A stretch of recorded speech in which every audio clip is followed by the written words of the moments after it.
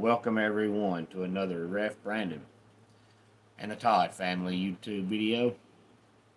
Wherever you are, whatever you may be doing, thank you so much for making Ref Brandon and the Todd family part of your day. We always greatly appreciate it. If you jump on here live here on this Sunday afternoon, feel free to leave a comment in the comment section down below. Make sure to give the video a like, a thumbs up. If you have not yet subscribed, please do so and share the video on all social media platforms. Feels good to be back on here after taking yesterday off because of having two wrestling shows in the same day. Hopefully, back at it every day this week. Good afternoon. Kevron, as always. Go Tigers. Hey there, Marcus. Glad to have you here. And Kevron, we're just a little over a week away from ACC football media days. So when you start having media days for different conferences and different teams, it lets you know that you are on the cusp of the college football season. And since we now have week 0 in the world of college football, there's not a lot of games that day, but it's still a Saturday and it's still college football. That's on August 23rd. So now that yesterday is gone, which was the 12th, we have the 19th, the 26th, the 3rd, the 10th, and the 17th, or something like that. Maybe it's the 19th, 26th, the 2nd, the 9th, and the 16th.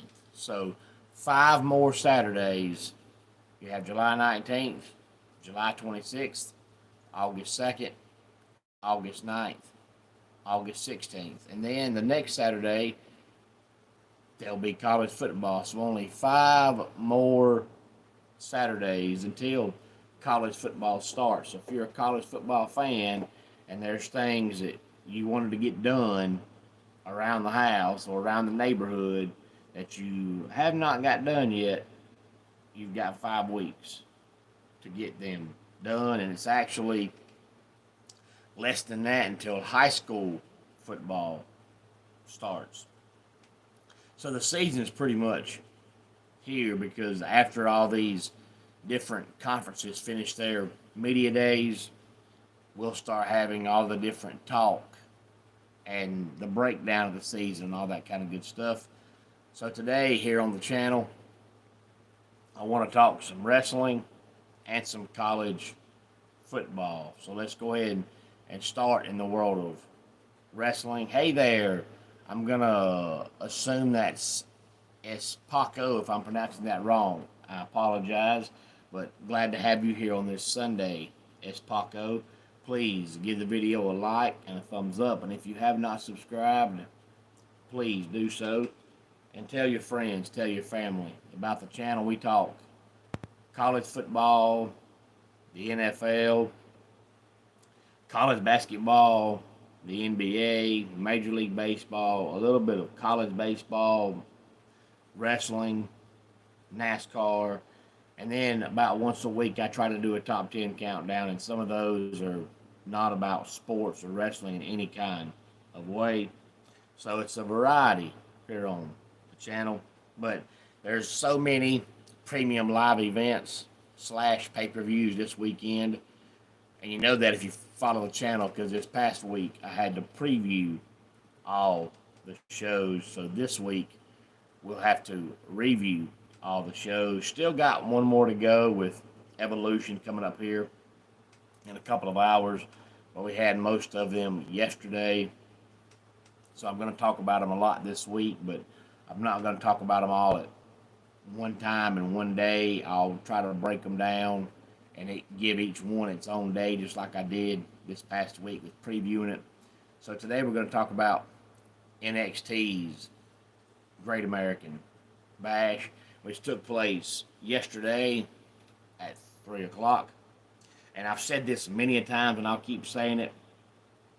NXT, in my personal opinion, from top to bottom, guys and girls and everything, is the best pure wrestling there is. All the matches make sense. All the storylines make sense. All the characters make sense.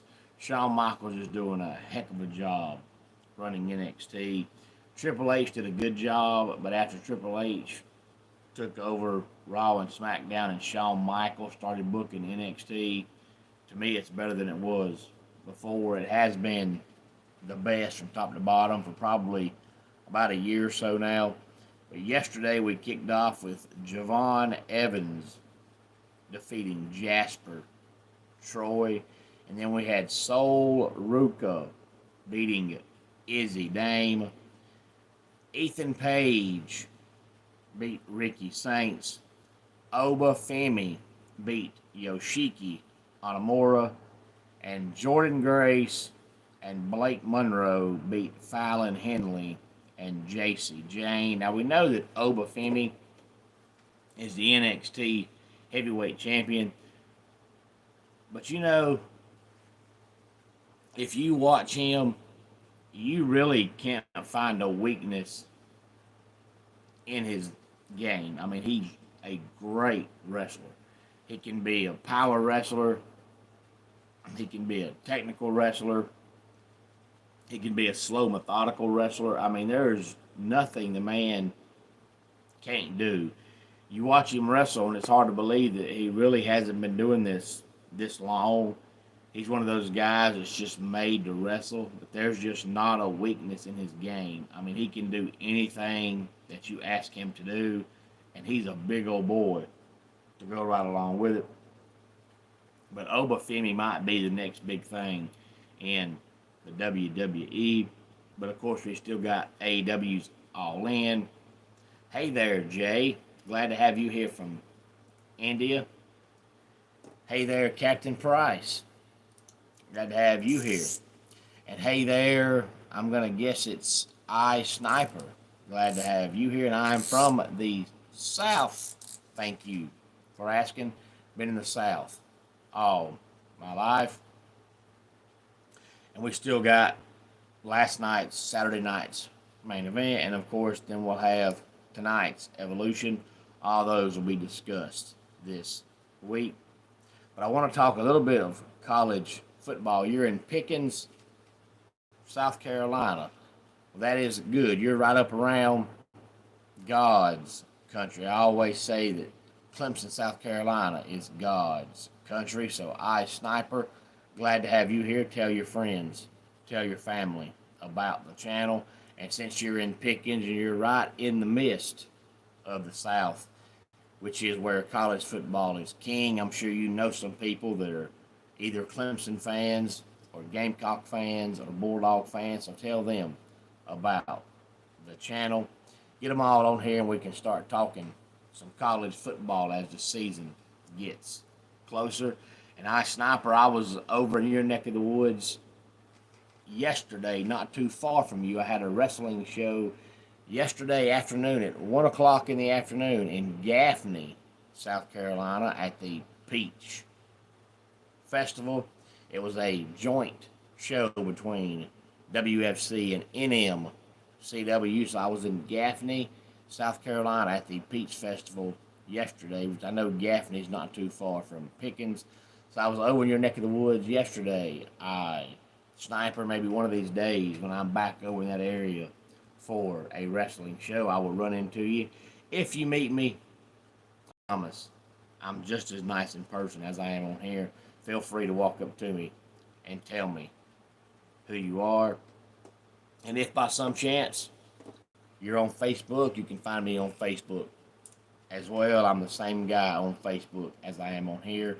But Facebook is the only social media that I have because I'm not a big fan of social media. Never have been. There's too much drama, too much negativity on Facebook, too many keyboard warriors on Facebook. I mainly have mine for wrestling, and I have mine for the YouTube channel, trying to promote myself in the wrestling business for refereeing and trying to grow the YouTube channel. Hey there. Well, your name is Cody. Glad to have you here, Cody. But if it wasn't for the YouTube channel, and for wrestling, I wouldn't have Facebook. That's why I have them. I very, very, very rarely post anything on the public YouTube. I mean, the public Facebook. If I do, I'm promoting wrestling or I'm promoting college football. I don't get on there and post nothing about my personal life. I don't do things like that. That's for high schoolers. I don't do that. But I don't have Instagram. I don't have TikTok. I don't have Pinterest or any other kind of social media thing. I just have Facebook. So Cody, if you're on Facebook, feel free to find me on Facebook. I'm easy to find. Which 4 college football teams do you think are going to have the best record? Well, Marcus, I don't think anybody's going to go undefeated. I never pick a team to go undefeated. I know it happens on occasion, and it'll happen again on occasion. But, every year, come October, we'll have 7 or 8 teams undefeated. It's like, what are we going to do? We've got this many teams undefeated, and then by the time Thanksgiving comes, you've got 1. And it'll be that way again this year. So I don't think anybody's going undefeated. So the best record is going to be 11-1, 10-2, and I've got Clemson going 11-1, and I think Ohio State will go 11-1. I think Texas Tech will go 10-2 on their way to winning the Big 12, and I think Texas will go 10-2. Well, Sniper, I guess you're talking about Paul Feinbaum. If Paul Feinbaum talks good about Clemson, they must be in for a good season because Paul Feinbaum never says anything good about Clemson. But when you say Paul, I'm going to assume you mean Paul Feinbaum, but I don't listen to anything Paul Feinbaum says. I don't listen to anything anybody on ESPN says unless there's a game on. I watch the games on ESPN, but I don't watch any kind of talk. I used to, but in my personal opinion, Cody, ever since ESPN has hired Stephen A. Smith, that network has gone downhill. And when college football starts, if I'm home on Saturdays and I'm able to watch a pregame show, and typically either I'm at work or I'm traveling for wrestling or I have our 3 kids at home while my wife is at work, so typically I can't, but if I'm able to watch a college football pregame show, it'll be the one on Fox Sports 1. I'd rather go outside, stand in quicksand, and have my mouth full of ants, have to swallow ants, and watch paint dry than watch College Game Day. No way in the world I'd watch that show. But I used to watch all the ESPN shows. I watched the baseball shows. I watched Sports Center. I watched PTI, I watched Around the Horn, all them shows. That network is a joke now. They only talk about a few teams, and they only talk about a few conferences, and then everybody else, nobody matters. And I don't like that at all, so I can't stand anybody on any ESPN network and don't watch anything on there unless it is a game. I'll watch a baseball game, basketball game, football game. I'll watch anything as long as it's a game. If it's just talk, ain't happening.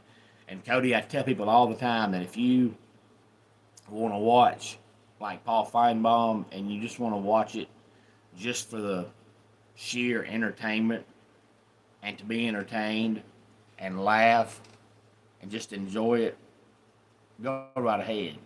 But too many people actually watch it and they actually take what he says seriously, and then they either get excited because he said something good about either a team they like or a team they hate, or they get mad because he said something bad about a team they like, but you're not realizing he's just talking. All he is doing is saying things to make you call his show, to make you watch his show. He does not believe nothing he's saying, but yet people still watch it and say, well, Paul Feinbaum said this. Yeah, it's Paul Feinbaum. So anytime anybody starts a sentence with Paul Feinbaum said this, I'm done. Now, if you want to laugh along with him, go right ahead. But if you're watching it to learn something, you watching the wrong thing. But Brett Yormark, who is the Big 12 commissioner, is right now standing on his own. But the more I think about what he said, the more it makes a lot of sense. And Cody, before I talk about Brett Yormark, the problem with things like that is, and I always said the same thing about Stephen A. Smith and Skip Bayless. Skip Bayless was the same way. When First Take first started coming on years ago, when it was a part of a show that came on weekday mornings, I believe at 10, maybe it was 8 o'clock. It was called Cold Pizza. And it was a guy named Jay and a lady named either Cat or Kit, I believe Cat. And then you had Skip Bayless and a rotating cast of people, and it was called Cold Pizza. When that first came on years ago, the show was very good. But then Skip Bayless started getting all this press for the things he was saying. So then it turned into Skip Bayless would just say the most outlandish stuff in the history of the world just to make you watch. But the problem with things like that is, and this is why I don't watch them, is they say so much outlandish stuff and they want you to believe what they're saying, but 99% of it is just a joke. It's just to get a rise out of you. But then when they say something and it's actually true and they actually believe it, you don't believe it. It's kind of like the old story you get told growing up about the boy that cried wolf because he lied so much nobody believed him. Well, that's kind of how people like Skip Bayless and Stephen A. Smith and Shannon Sharp and all those media blowhards are. Is they say so much outlandish stuff, they're full of crap. So when they are actually saying something that makes sense, you don't believe it because they've lied to you so much that after a while you're like, oh, you're full of crap. Oh, you're full of crap. When it's actually one time they make sense, but you just become so accustomed to them lying that you don't know when they're telling the truth. And that's the problem with things like that. When people do stuff like that, you don't know when to believe them and when not to believe them. And I know they do it because when you have a debate show, if you've got a debate show and you've got 2 or 3 people on there and they're supposed to be debating each other, if they all agree, people don't want to watch because one guy will spend 3 minutes talking, and then when it gets done, the other guy says, well, I agree. And the third person says, yeah, y'all make sense. I agree too. Well, that's boring. So they make themselves be different and say different stuff to make you watch. Otherwise, they come across as agreeable. But the problem is that the first guy talks and he says something and you agree with him, but you say on TV you don't, just to make the program more watchable. What are we actually to believe?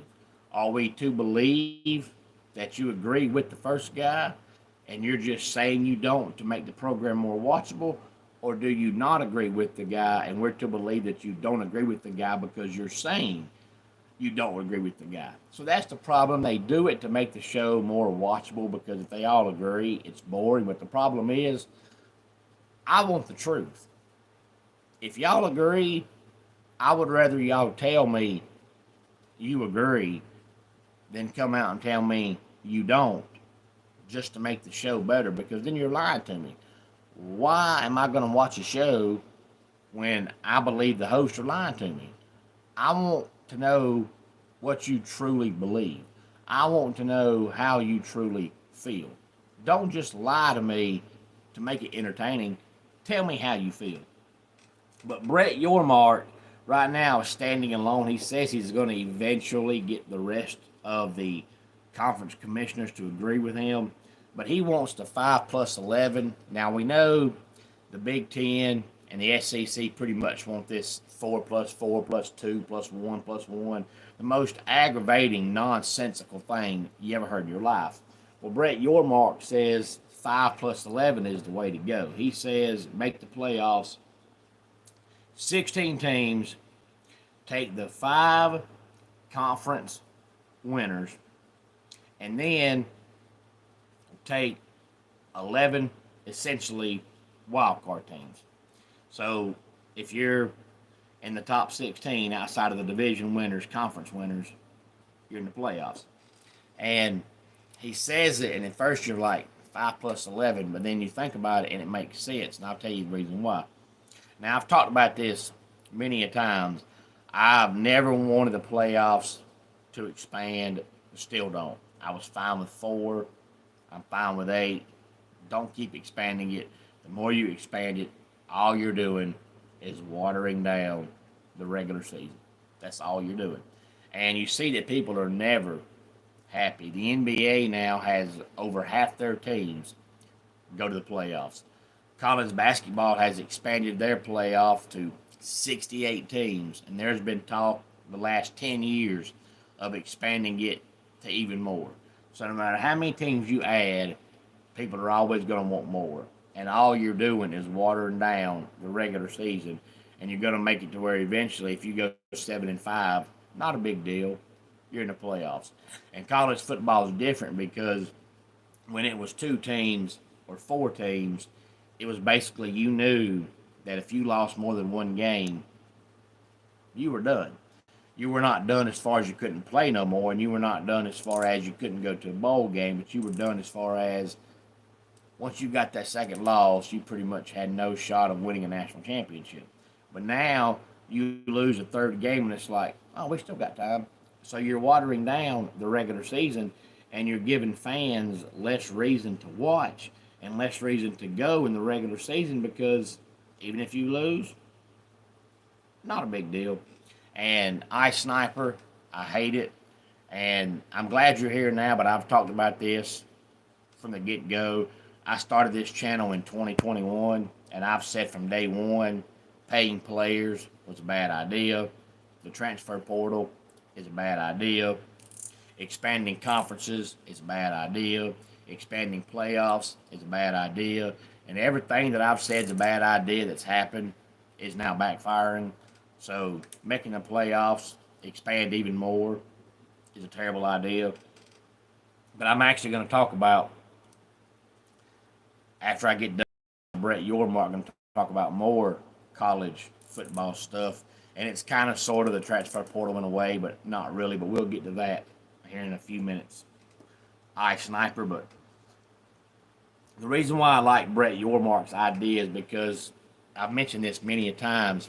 And, you know, the SEC, they like to harp on the fact that they play good teams, but they don't tell you that usually if they play good teams out of conference, they lose those games.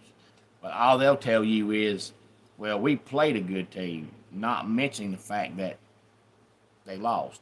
It's like they're wanting to be rewarded for playing the game, and the fact that they lost the game does not matter. Like they wanted 5 teams in the playoffs last year, and it didn't happen because Alabama lost to Vanderbilt, who was terrible, and Ole Miss lost to Kentucky, who was terrible. But they'll say, oh, just put them in because they're Alabama. No, they still lost. They didn't miss the playoffs because they had a tough schedule. They missed the playoffs because they lost to Vanderbilt. If they want to tell you their schedule's so tough, I'm sorry, Vanderbilt's not tough. They suck. Kentucky's not tough. They suck. But they don't tell you that stuff. They make like, oh, man, we had a tough schedule. Oh, it was so bad. But you're not telling the truth in the fact that you lost to sucky teams. Now, the SEC is wanting 5 teams in the playoffs, but they only got 3. Why? Because Alabama lost to Vanderbilt and Oklahoma, and Ole Miss lost to Kentucky. But they still think they deserve to be in the playoffs because they're in the SEC. I'm sorry, you don't deserve anything. You earn it. And you don't earn it by losing to Oklahoma and Vanderbilt, and you don't earn it by losing to Kentucky. I'm not going to feel bad for you because your schedule's tough because the teams you lost to are not tough. They suck. Now, the Big Ten and the SEC, they want this 4 plus 4 plus 2 plus 2 stuff, which is a bunch of just rigmarole that's confusing and makes no sense. But basically, they want to get 4 teams in automatically just because. That's not fair. You don't get teams in just because they're in the Big Ten. You don't get teams in just because they're in the SEC. That's like saying you go 6-6, but just because you're in the SEC, you're in the playoffs. No, you suck. And they're saying they should get 4 teams in automatically. So basically, If the end of the season comes around, it's like last year where Georgia's a playoff team, Tennessee's a playoff team, Texas is a playoff team, and they only have three good teams. You look and you say, well, we get a fourth team in just because they're in the SEC. No, that's not fair. You don't put teams in just because. You don't get a playoff spot just because. You earn it. So Brett Yormark is saying he wants the 5+11. That way, you're not putting teams in automatically. The only automaticers are the people that win their conference, which makes sense. So the ACC winner goes in, the SEC winner goes in, the Big Ten winner goes in, the Big 12 winner goes in, and then you'll take the fifth automatic spot will be the team that wins the Group of Five conference that has the best record. All makes sense. Then after that, you'll take the 11 teams that get voted in as wild cards, which makes sense.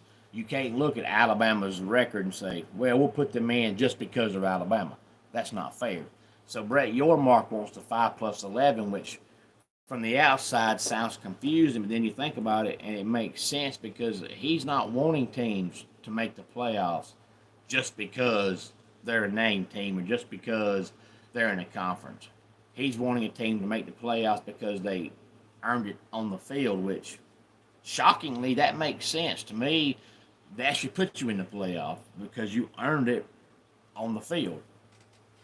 And plus, not only that, but, the SEC thinks they should have got 5 teams in last year, even though Bama and Ole Miss didn't deserve it just because they're in the SEC. So if you give the SEC this 4+4+ whatever stuff, they're going to get 4 teams in automatically and then think, well, we should get a 5th team in just because we're the SEC. So they're never going to be happy. So just go with Brett Yormark's suggestion. Go with the 5+11, make the playoff 16 teams, and be done with it.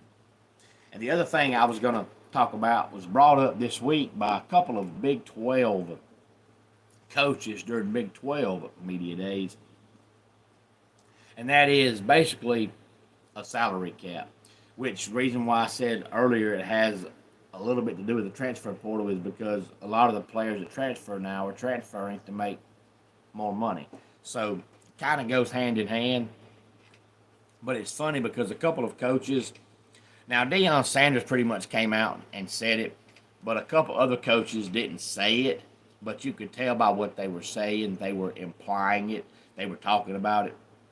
But I think it's funny because now, should there be a salary cap? Absolutely.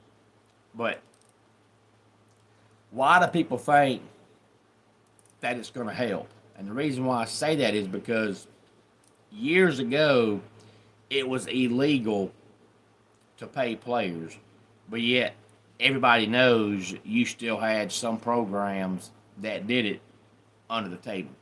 We all know that. So even though it was against the rules, people still did it. And then the NCAA tried to make it where you could only play college football for so long. Well, now you've got players like Diego Pavia that go to court to get an extra year of eligibility, and they win. So now it's against the rules to stay more than a certain amount of years. Players still do it. If there was a salary cap, guess what the dirty teams would do? Go under the table and still pay the players. So would it be nice to have one? Yes. But is it going to make anything change? No, because if they'll break every other rule and not follow the rules, they'll break this rule. They're going to go under the table and they're going to pay the players. What kind of money are we talking about these college players can make? I haven't really looked into it. It's a different amount, iSniper / Cody. It depends on the program, and it depends on the player, and it depends on the position, of course.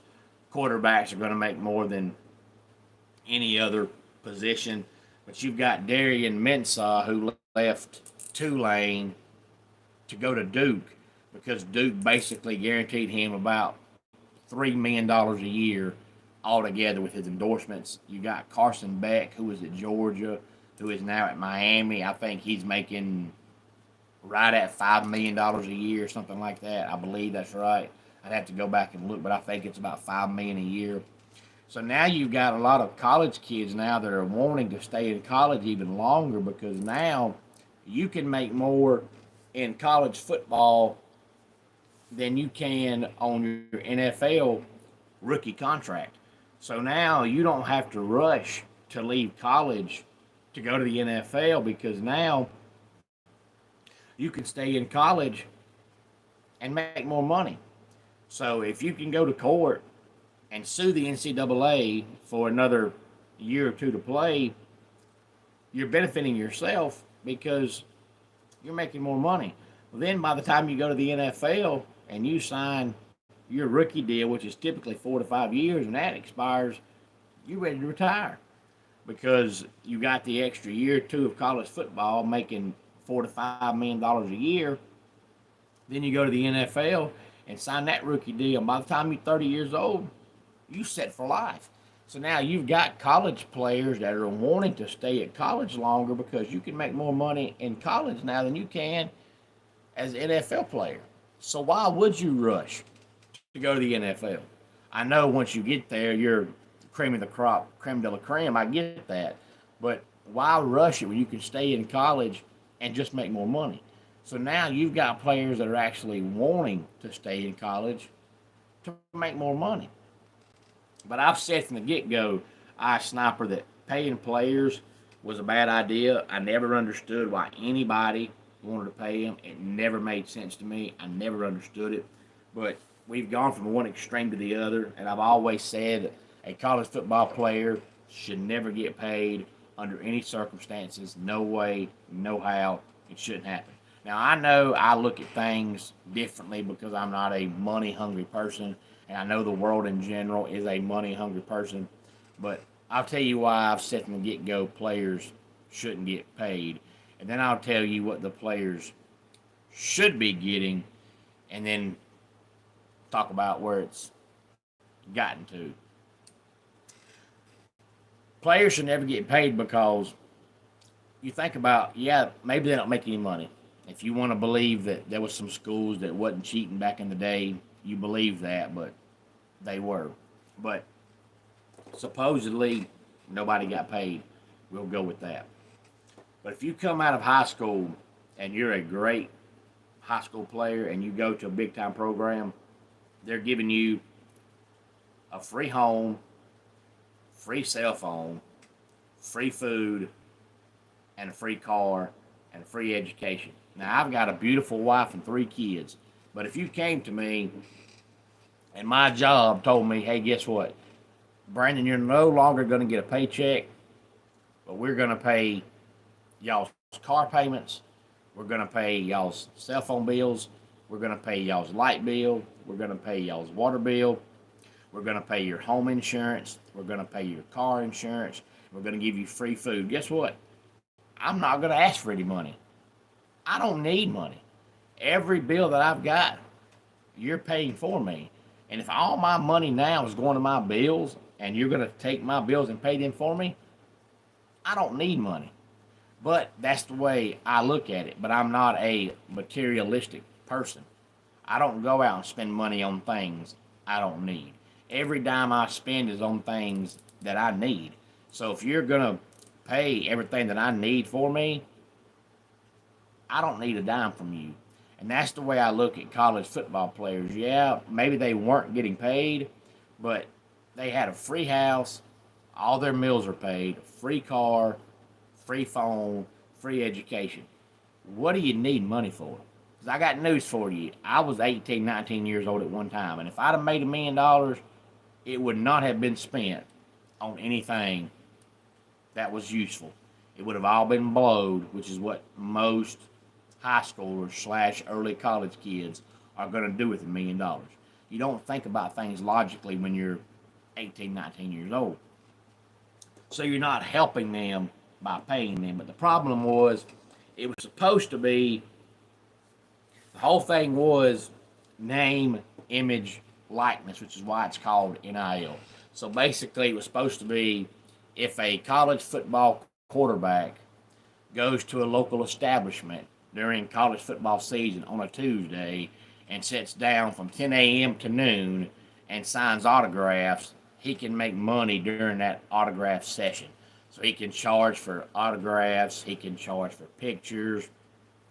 If you want to give the man a tip, he can take tips, things like that. Name, image, likeness. If you go out and you buy a jersey, he makes a certain amount of money on that jersey sale.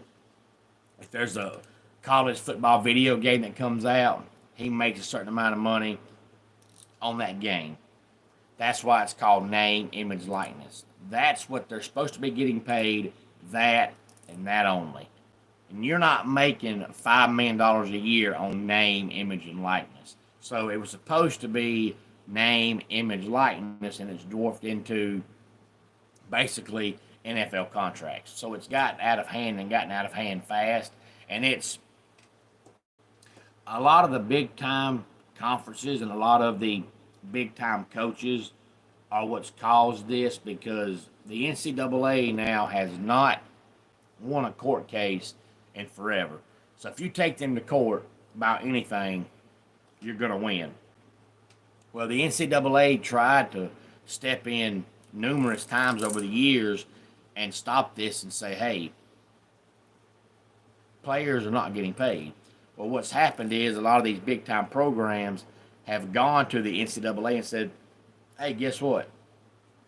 We don't want you in charge. We don't want you making decisions. We want you here to put your logo on the games, to put your logo on the jerseys, put your logo on the footballs, but we don't want you making decisions. We want to make decisions on our own. So now you've had the NCAA step in and say, you know what? You don't want us to do anything? We won't. Now y'all stop it. And now guess what? This is what's happened. So it was a terrible idea to ever get paid. It was a terrible idea to ever have the transfer portal. It's a terrible idea to expand the playoffs. It's a terrible idea to expand the conferences.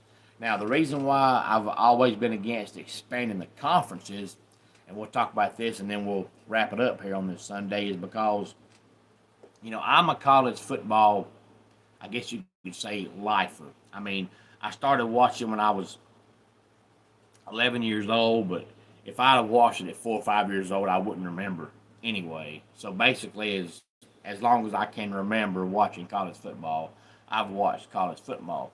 But I can remember when the ACC was 8 teams, because I've been a Clemson fan since I started watching football, so that's the conference I always followed.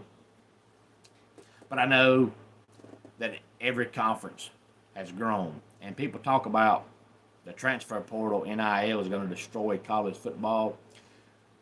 But I think for the most part, on Saturdays and Friday nights, for the couple games on Friday nights, most people, once the game comes on, you forget all about the NIL.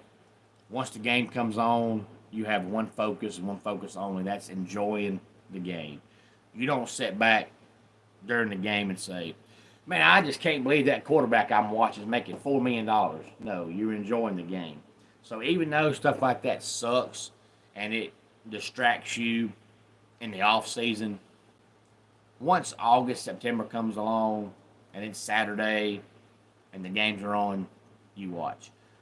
I think what's going to, in the end, destroy college football is the conference realignment, which is why I've been fully against it, because every team has a rival. Some rivals are in your conference, some ain't. And when I say rival, I mean a true rival, not like Georgia. Georgia says Kentucky's a rival, Florida's a rival, Georgia Tech's a rival, Clemson's a rival, Tennessee's a rival.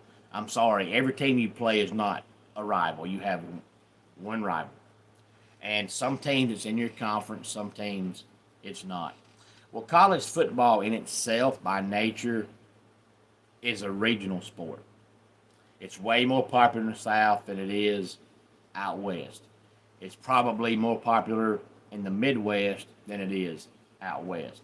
But college football, whether they've done it on purpose or not, doesn't matter. It is a regional sport. But you make it non-regional when you have teams like California in the ACC. When you have a team like Texas, and the SEC. It just doesn't make sense. You're trying to make it a national sport, and it's not. It's not the NFL, it's college football. And eventually, when you start taking away these rivals, like there's been talk of the Georgia and Georgia Tech rivalry going away. There's been talk of the Clemson and South Carolina rivalry going away. Maybe not going away completely, but instead of Georgia playing Georgia Tech every year, they'll play every 4 to 5 years. Instead of Clemson and South Carolina playing every year, they'll play every 4 to 5 years. And that no longer makes it a rivalry, because when you have a rivalry, it's somebody you play every year. You got to play somebody once every 5 years and say it's a rivalry. It's not. So even though you might still put them on the schedule every 4 or 5 years, you're destroying the rivalry, because there are a lot of people, like I know a lot of people who are Georgia fans, and I've never understood this, and as a Clemson fan, I never will, but I've heard Georgia fans say they don't care if they go 1-11 as long as they beat Georgia Tech. Makes no sense to me. That logic makes zero sense. Just like I've heard Clemson fans say, well, I don't care if we go 1-11 as long as our one wins against South Carolina. Makes no sense to me. I'm sorry. If you give me the option of going 1-11 and beating South Carolina, or going 11-1 and going to the football playoffs, what am I going to pick? 11-1, my one loss being South Carolina, I'm in the playoffs. Yeah, I lost to my rival, but who the heck cares? Their season's done, and I'm in the playoffs. So I don't get that logic. I never have. When I was 11, it sounded dumb, and now at 41, it still sounds dumb. But there are some people out there who are that way. So when you take away that rivalry from them, you destroy that. Plus, if you're a Clemson fan and you know somebody who's a Gamecock fan, and I mean a logical Clemson fan and a logical Gamecock fan, not the idiots who are just overboard one way or the other, either team, but just a logical Clemson fan and a logical Gamecock fan. If they're your friend or family, the date y'all look forward to on the calendar every year is Thanksgiving weekend, when you play in football. And you just trash talk each other from Thanksgiving one year to Thanksgiving the next year about that game. It's just true, funny trash talk between two fans, because that's what you do in a rivalry. Well, you take that game away, and you're destroying college football. And that's what's going to happen eventually. All these college football fans that are used to rivalry weekend at Thanksgiving time, and it's going to be gone. Now, instead of Florida playing Florida State, you've got Florida maybe playing California, and you've got Florida State playing Wake Forest. And instead of Georgia playing Georgia Tech, you've got Georgia wrapping up their season against Auburn. And you've got Georgia Tech wrapping up their season against Clemson. It's not the same thing. And that's what's going to kill college football. And the more they expand these conferences, the more that's going to happen. And I've said from the get-go, the whole conference expansion thing makes no sense to me, because now, if they expand and there's talk that the Big Ten wants to go to 20 and the SEC wants to go to 20, so let's say they do, what's the point of it? Because you only play 12 games. So even if you don't play any non-conference games and you only play 12 conference games, there's still going to be 7 teams that you don't play. What's the point in that? It makes no sense to me to have somebody in your conference that you don't play. In the NFL, all the division teams play each other. In the NBA, all the division teams play each other. In Major League Baseball, all the division teams play each other. In the NHL, all the division teams play each other. In college baseball, all the division teams play each other. But yet they want to make college football basically NFL light in every way. They are modeling college football like the NFL. But in the NFL, all the division teams play each other. So if you want to make college football basically the NFL minor leagues, and you're following everything they do, except this. What's the point? Why expand a conference and then you have teams you don't play? And it was already this way before they started expanding. I think Georgia and Arkansas have played one time in 10 years, and that was, I believe, an SEC championship game back in the day sometime. So Georgia never played Arkansas. Georgia never played Texas A&M since A&M joined the conference. So you already have situations like that where you have a team in your conference and you don't play them. Well, it's going to get worse once you expand. So what good is it to have a team in your conference that you're not playing? You didn't play them before, so you add them and you still don't play them. That makes no sense to me. But yet I know I look at things logically. Other people don't. I have my head on straight. Most folks don't. But none of it makes any sense at all to me. Never has, and it still doesn't.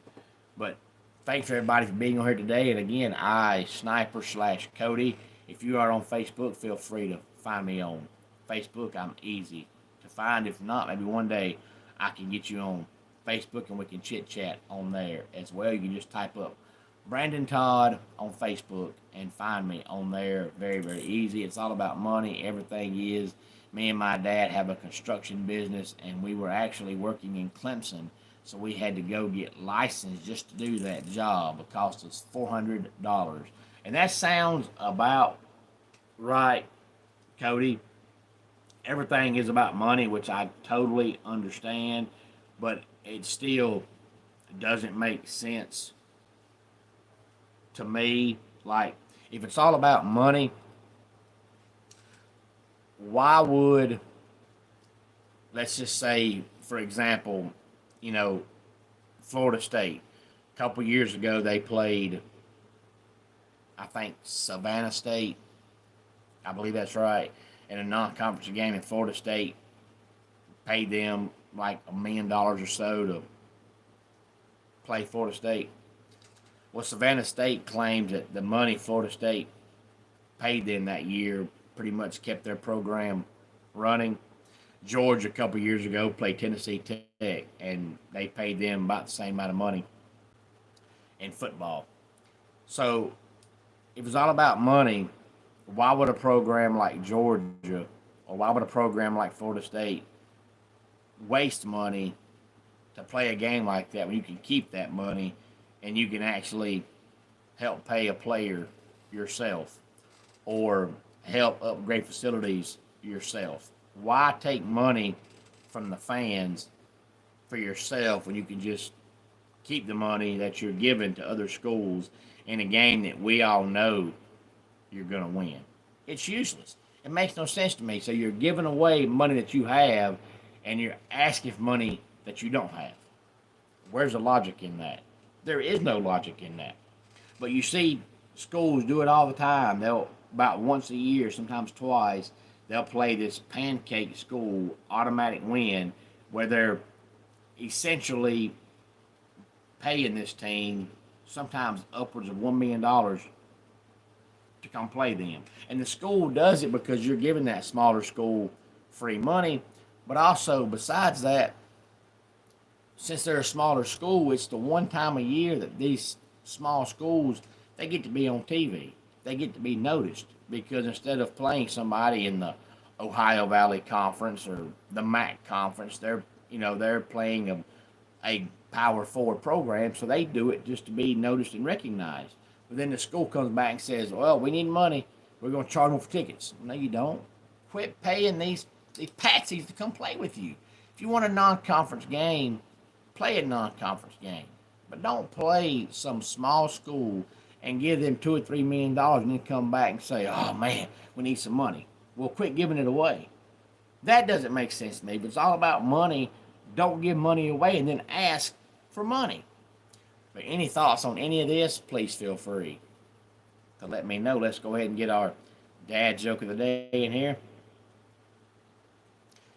Good talk as well to you, sir. Hopefully one day I'll catch you on Facebook. The fastest runner at my school was a kid named Andy's Off. And that does it for today's Ref Brandon and the Todd Family YouTube video. Until next time, it's Ref Brandon saying, just like in pro wrestling, life can be over by the count of three. Tell your friends and family how much you love them. Bye.